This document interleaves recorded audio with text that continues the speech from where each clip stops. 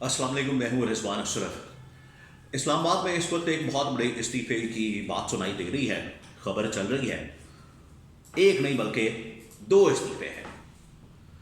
और प्रेशर कहाँ से आ रहा है, किसके ऊपर क्या प्रेशर है, इससे मुतालिक दो बड़ी अहम तरीन खबरें हैं, बड़ी एक्सक्लूसिव खबरें हैं, वो आज मैंने आपके साथ शेयर करनी है।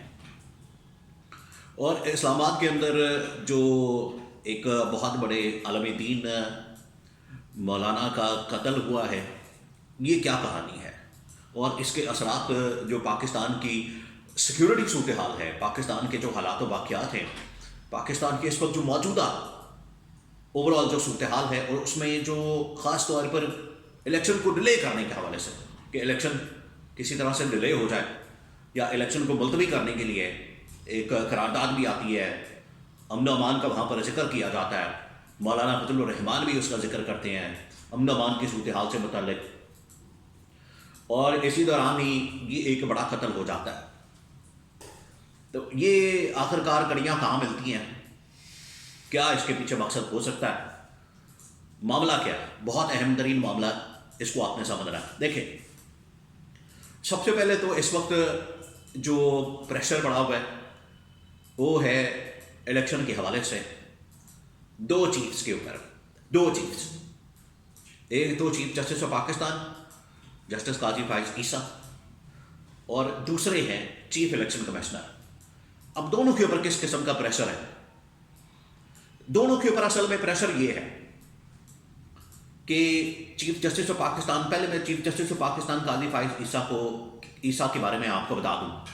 अब chief justice of Pakistan justice Qazi Faez Isa जैसे ही चीफ जस्टिस बने तो इन्होंने जो दो तीन बड़े केसेस निपटाए, फार्क किए, उनके ऊपर समाअत की, और उन्होंने पहली मरतबा आके पाकिस्तान के अंदर ये जो लाइव समाअत का लाइव जो ट्रांसमिशन है, हेयरिंग है, उसका जो कॉन्सेप्ट है वो दिया।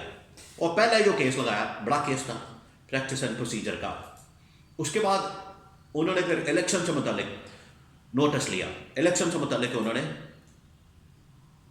इस बारे में केस टेकअप किया। अब इलेक्शन में क्या हुआ? इलेक्शन के मुतालिक यहाँ पर बड़ी बातचीत की जाती है। देखिए, ये जो इलेक्शन से मुतालिक उन्होंने केस लिया, इसकी पूरी बैकग्राउंड है, बैकग्राउंड बड़ी अहम है कि पाकिस्तान के अंदर आइन को तोड़ के, आइन को पामाल करके, आइन को रौंद के ना पंजाब के अंदर इलेक्शन करवाए गए और ना ही केपी के अंदर इलेक्शन करवाए गए, क्योंकि दोनों असम्बलियाँ डिसॉल्व हुई, और असम्बलियाँ डिसॉल्व होने के बाद दोनों में 3 महीने बाद इलेक्शन बनते थे आफ्टर 90 डेज, लेकिन नहीं करवाए गए। वो टाइम पूरा हो गया। हालांकि जो पिछले चीफ जस्टिस थे जस्टिस उमर अता बंदियाल, उन्होंने कहा था कि इलेक्शन होने चाहिए 90 दिन में, लेकिन उस फैसले के ऊपर अमल दरामद नहीं हुआ और इलेक्शन की धज्जियाँ उड़ाई गई, आइन की धज्जियाँ उड़ाई गई। तो अब जब चीफ जस्टिस आए जस्टिस काजी फाइज ईसा, इन्होंने क्या काम किया? इन्होंने जो एक अच्छा काम किया ये कि इलेक्शन कमीशन को और ये जो साथ हैं सदर आरिफ अलवी, इनको बैठा दिया।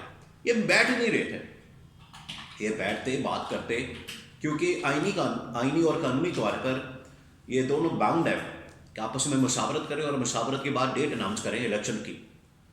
अब निगरान हुकूमत भी आ चुकी थी वफाक के अंदर अनवरुल्लाह काकड़ की, और इलेक्शन डिले करने की, हालांकि डिले तो हो चुके हैं लेकिन फिर भी तारीख तो गुजरती जा रही थी, और इलेक्शन की तारीख के ऊपर कोई भी कहीं से पता नहीं चल रहा था कि इलेक्शन कब होने हैं, किस वक्त होने हैं। फिर chief justice Pakistan justice Qazi Faez ईसा ने इन दोनों को बैठाया, बैठे, उन्होंने मुलाकात की, मशावरत की, और 8 फरवरी 2024 की तारीख के ऊपर इत्तफाक किया।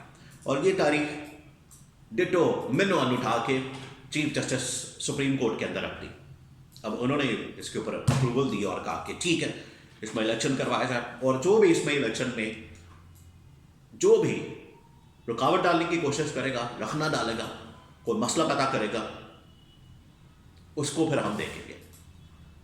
तो ये चीफ जस्टिस काजी फाइज ईसा के ऊपर बहुत बड़ी जिम्मेदारी है इस वक्त, ये करारदाद आने के बाद, ये जो सेनेट के अंदर करारदाद आई है इसके आने के बाद, और जो पूरे मुल्क के अंदर माहौल बना हुआ है, इस सूरत हाल में chief justice of Pakistan justice Qazi Faez Isa के ऊपर बहुत बड़ी जिम्मेदारी है कि वो इस चीज़ को मेक श्योर करें, इस चीज़ को कि वो इलेक्शन करवाएं, یہ بہت اہم ترین معاملہ ہے الیکشن کا، بہت ہی اہم ترین ہے. الیکشن کو میک شور کریں، اور دوسرا اس چیز کو میک شور کریں کہ پاکستان میں صاف اور شفاف انتخابات ہونے چاہیے، فری اینڈ فیئر. یہ نہیں کہ ایک پارٹی کو آپ لاڈلے کو نوازنے کے لیے، لاڈلے کو لانے کے لیے تو سب کچھ کر رہے ہیں اور اس کو دھکا لگا رہے ہیں، دھکا، زبردستی کا دھکا لگایا جا رہا ہے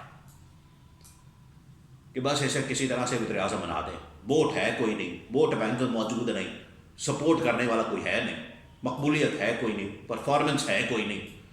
جو پرفارمنس ہے اب اسٹیٹ بینک نے جو اعداد و شمار جاری کیا ہے وہ سارا کھول لیا، پی ڈی ایم کو بھی اڑا کے رکھ دیا، اور پچھلی جو نواز شریف کی گورنمنٹ تھی اس کو بھی اڑا کے رکھ دیا. اس قدر برے حالات ہیں اکانومی کے، اور آپ ان کو لا دیں. لاڈلا جو بنا ہوا ہے تو اس کو لانے کے لیے، اس کے لیے سب کچھ ہو رہا ہے. باقیوں کے آپ کاغذات نامزدگی مسترد ہو رہے ہیں، کوئی چھینا جھپٹیاں ہو رہی ہیں، پکڑ دکڑ ہو رہی ہے. الیکشن مہم کی فیلڈ نہیں دی جا رہی. عمران خان تو کہتا ہے کہ لیول پلینگ فیلڈ تو دور کی بات ہے، لیول بھی دور کی بات ہے، فیلڈ بھی نہیں دی جا رہی. تو کم از کم یہ چیف جسٹس پاکستان جسٹس قاضی فائز عیسیٰ کی بہت بڑی ذمہ داری ہے کہ وہ اس چیز کو میک شور کریں کہ پاکستان کے اندر نہ صرف الیکشن ہو.